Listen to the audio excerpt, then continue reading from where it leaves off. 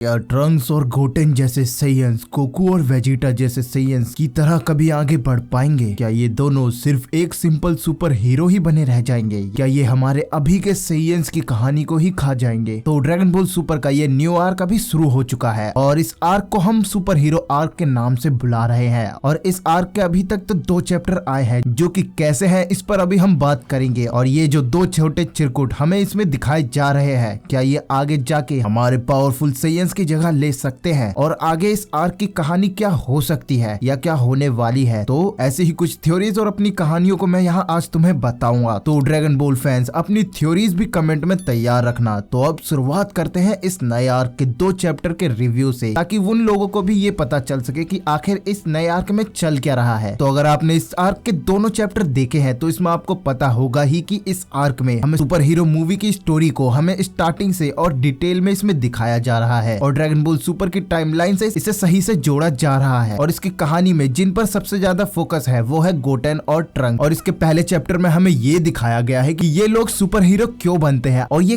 कैसे बनते हैं और इनका सामना डॉक्टर जेरो से क्यों होता है। और ऐसे ही अब आगे जाके दूसरे चैप्टर में हम ये देखते हैं कि इनका सामना डॉक्टर जेरो से कैसे होता है। और वहाँ हम देखते हैं कि डॉक्टर जेरो इनके लिए एक नया एंड्रॉइड बनाता है और साथ ही उस एंड्रॉइड के बारे में जानने के बाद हम सेल मैक्स के बारे में भी थोड़ा यहाँ जानते हैं, जो कि डॉक्टर जेरो की एक डिस्क के द्वारा हमें पता चलता है, जिसको डॉक्टर जेरो जिंदा करने की कोशिश में लगा होता है। और फिर लास्ट में हम ये देखते हैं कि डॉक्टर जेरो को सुपर हीरो जैसे पावरफुल एंड्रॉइड्स का आइडिया इन 2 सैयामैन को ही देखकर आता है। और अब कहानी ऐसे ही आगे बढ़ेगी, जिसमें डॉक्टर जेरो अब सेल का डाटा वापिस लाने की कोशिश करेगा और नए 2 एंड्रॉइड्स को हमें दिखाया जाएगा, जो कि होंगे गामा 1 और गामा 2, जिनको मूवी में भी तुमने देखा होगा। अब इसी आर्क की स्टोरी में आगे हम ये देखेंगे कि कहानी अब सेल मैक्स की तरफ जाएगी और वहाँ फिर हमें गोहान बीस्ट भी देखने के लिए मिलेगा, जो कि सेल मैक्स से लड़ेगा। अब यहाँ ये 2 चैप्टर की अगर हम बात करें कि ये मुझे कैसे लगे या तुम्हें कैसे लगे, तुम मुझे कमेंट करके जरूर बता सकते हो। और अगर मैं अपनी राय दूं तो देखो, इस आर्क के 2 ये जो चैप्टर आए हैं वो मुझे कुछ ज्यादा खास नहीं लगे हैं, क्योंकि इसकी स्टोरी हमें अभी सिंपल सी दिखाई जा रही है, जिसमें ये दोनों चैप्टर लगभग सेम ही जैसे दिखाई दे रहे हैं और थोड़े बोरिंग से मुझे लगे हैं, जैसे कि तुम लोगों ने भी बताया था कि ये ज्यादा अभी अच्छा नहीं लग रहा है। जिसमें खासकर जिसको रिपीटेड जैसी चीजें जो लग रही है वो है स्कूल लव, जो कि ट्रंक्स पर फोकस डालकर हमें दिखाया जा रहा है, जो कि हर किसी को ज्यादा पसंद नहीं होता है, खासकर कि जब वो ड्रैगन बॉल जैसे एक्शन जैसे एनिमे में हमें रिपीट करते हुए दिखाया जाए। अब जो भी हो, अब देखो जिस तरह से ये आर्क हमें दिखाया जा रहा है, जिस तरह की इसकी कहानी अभी चल रही है, उस हिसाब से तो ये लग रहा है कि इसके क्रिएटर इसके साइड कैरेक्टर्स को जिंदा करने की कोशिश कर रहे हैं। यहाँ मेरे कहने का मतलब ये है कि शायद से आगे ये ऐसा हो सकता है कि हमें इस आर्क के बाद कोई एक नई स्टोरी दिखाई जा सकती है, जो कि ड्रैगन बॉल से एक अलग स्पिन ऑफ जैसा होगा, जिसमें पूरा फोकस सिर्फ गोटेन और ट्रंक्स पर होगा, जो कि धीरे धीरे नए और पावरफुल राइवल से लड़ेंगे, जिसमें ये भी अपनी पावर्स की सीमाओं को तोड़ते हुए आगे बढ़ेंगे, जैसे कि गोकू वेजिटा करते आए थे। लेकिन इनका ये सब करना अर्थ तक ही सीमित रहेगा, जहां उसके बाहर जो लोग बाकी पावरफुल राइवल से टकराएंगे वो होंगे हमारे गोकू वेजिटा, जो कि ओरिजिनल स्टोरी में ऐसा हमें शायद से दिखाया जाएगा। और शायद से जैसा ये मैं कहानी तुम्हें बता रहा हूँ, ये कहानी शायद से ड्रैगन बॉल की जो नई वेब एनीमे आने वाली है उसकी हो सकती है, जिसको सही से एक्सप्लेन करने के लिए ही हमें ये सुपर हीरो आर्क दिखाया जा रहा है। खैर ये तो एक अलग बात होती है। यहाँ अब मेरी एक और राय ये है कि मुझे लगता है कि ये जो सुपर हीरो आर्क जो चल रहा है, इसके लगभग एंड आने के बाद हमें सीधा ब्लैक फ्रीजा को दिखाया जा सकता है और इसी आर्क के बीच में शायद से हमें कुछ झलक गोकू और वेजिटा और ब्लैक फ्रीजा की ये हमें दिखा सकते हैं। लेकिन जब सुपर हीरो आर्क खत्म होगा तो शायद से ये भी हो सकता है कि ब्लैक फ्रीजा अर्थ पर अटैक करता हुआ हमें दिखाई दे, या क्या पता क्रिएटर कोई नया राइवल हमें दिखा दे जिसकी कहानी ब्लैक फ्रीजा से जुड़ती हुई हमें दिखाई दे और उसको भेजने वाला ब्लैक फ्रीजा ही हो, जो कि गोहान की पावर की जांच के लिए ही भेजे और जानने की कोशिश करे कि अर्थ पर ये पावर्स किसकी थी। जहां फिर हम ये देखे कि गोकू वेजिटा भी गोहान की पावर के लिए अर्थ पर आए और इन 2 छोटे सैयन्स को एक नए राइवल से पिटता हुआ देखकर उनकी मदद करे और अर्थ पर उनको ही छोड़ने के चक्कर में उन्हें ट्रेन करना शुरू करे, ताकि गोकू और वेजिटा भी अपनी ट्रेनिंग को दोबारा वापस से विस के पास जाकर शुरू कर पाए। और देखो मैं तुम्हें एक बात ये भी बता देता हूँ कि एक इंटरव्यू में हमें इसके क्रिएटर ने ये बताया है कि अब वो गोटेन और ट्रंक्स पर भी एक अच्छा फोकस डालेंगे और इनकी भी कुछ अच्छी स्टोरी हमें दिखाने की कोशिश करेंगे। तो अगर अब उनका ऐसा करना है तो देखो, उन्हें लोगों को खुश करने के लिए और इन 2 सैयन्स की एक अच्छी इमेज बनाने के लिए इन्हें गोकू और वेजिटा से कनेक्ट करना होगा ही, जो कि ट्रेनिंग जैसी चीज को ही दिखा के हो सकता है। और देखो तुम उस बात को याद करो जब ये दोनों बू सागा में अपनी सुपर सैयन और सुपर सैयन 3 के फॉर्म और फ्यूजन में आए थे, तभी ये दोनों ड्रैगन बॉल फैंस को काफी ज्यादा पसंद आए थे और इन दोनों कैरेक्टर्स को भी टीन गोहान की तरह लोग चाहने लगे थे, क्योंकि हमने वहाँ पहली बार फ्यूजन तो देखा ही था, साथ ही हमने एक ऐसे को देखा था कि गोकू जैसे कैरेक्टर की फॉर्म इन्होंने तुरंत में अचीव कर लिया हो, जहाँ हमने गोकू को एक मास्टर के रूप में भी देखा था। तो अगर ऐसा दोबारा होता है तो लोग पक्का इस चीज को पसंद करेंगे, और अगर ऐसा होता है तो इनकी स्टोरी भी आराम से चल सकती है। देखो, अगर अब ये लोग ऐसा करते हैं, अपनी वेब एनिमे में ऐसी स्टोरी को हमें दिखाते हैं, तो ये अच्छी तरह से चल जाएगी और अच्छी भी लगेगी। और उसमें अगर गोकू वेजिटा इनको ट्रेनिंग देते हुए दिखते हैं तो ये भी फिर अभी के अपने ऊपर लेवल पर जा पाएंगे, और क्या पता सुपर सैयन 3 की तरह ही ये दोनों दोबारा गोकू वेजिटा से कोई फॉर्म फिर से जल्द से सीख जाए और फिर ये दोनों हमारे सैयन्स के लेवल पर जाने की कोशिश करने लगे, जहां शायद से हम फिर सैयन्स की एक और गॉड फॉर्म को देख सके, या फिर कुछ अलग सी ही नई फॉर्म इसमें आ जाए, जो कि ट्रंक्स के एक रॉयल ब्लड सैयन होने की वजह से हमें दिखे। और एक रॉयल ब्लड सुपर सैयन का मतलब है एक लेजेंडरी सुपर सैयन। अब देखो, ऐसा होने के तो 50-50 चांसेस ही है, लेकिन अगर फ्यूचर में अगर ऐसा कुछ हमें ये दिखा देते हैं तो मैं इतना कह सकता हूँ कि जो ओरिजिनल अभी स्टोरी है वो अलग लेवल पर चलेगी और इसका स्पिन ऑफ एक अलग लेवल। अब देखो, जैसे गोहान को एक बीस्ट गोहान फॉर्म दी है, तो शायद से हमें इनकी भी कोई यूनिक फॉर्म हमें देखने के लिए मिल जाए। अब ये तो मेरी एक अलग सी ही स्टोरी के एजम्पशन है, लेकिन अभी जो सुपर हीरो आर्क चल रहा है, अगर इन दोनों पर क्रिएटर को फोकस डालना है तो कुछ ऐसा ही करके इन्हें इन कैरेक्टर्स को भी फेमस करते हुए अलग स्पिन ऑफ निकालना ही होगा, और बाकी की स्टोरी को हमारे सैयन्स के साथ कंटिन्यू रखना होगा। और अब अगर इस आर्क के आगे की स्टोरी की हम बात करें कि इस आर्क के बाद क्या आ सकता है, तो देखो, सुपर हीरो आर्क के खत्म होने के बाद हम ये देख सकते हैं कि जब बीस्ट गोहान सेलमैक्स को हराएगा तो गोकू वेजिटा अर्थ पर गोहान के बारे में जानने के लिए आएंगे, और फिर उनको ब्लैक फ्रीजा के बारे में बताने के बाद हमें ब्लैक फ्रीजा आर्क दिखाया जाएगा। अब आगे और क्या होगा वो आप लोग मुझे बताइए। और गोटेन और ट्रंक्स जैसे सैयन सच में एक प्योर ब्लड सैयन है, और वो क्या एक प्योर सैयन गॉड की फॉर्म पा सकते हैं, ये आप मुझे कमेंट करके जरूर बताना। और आपकी कोई थ्योरी या स्टोरी है तो मुझे जरूर बताना। और अब अगर तुम्हें ये वीडियो पसंद आई हो तो प्लीज लाइक कर देना, और चैनल पर नए हो तो सब्सक्राइब कर लेना। साथ ही मुझसे कनेक्ट रहना चाहते हो तो मुझे इंस्टाग्राम पे भी फॉलो कर सकते हो। तो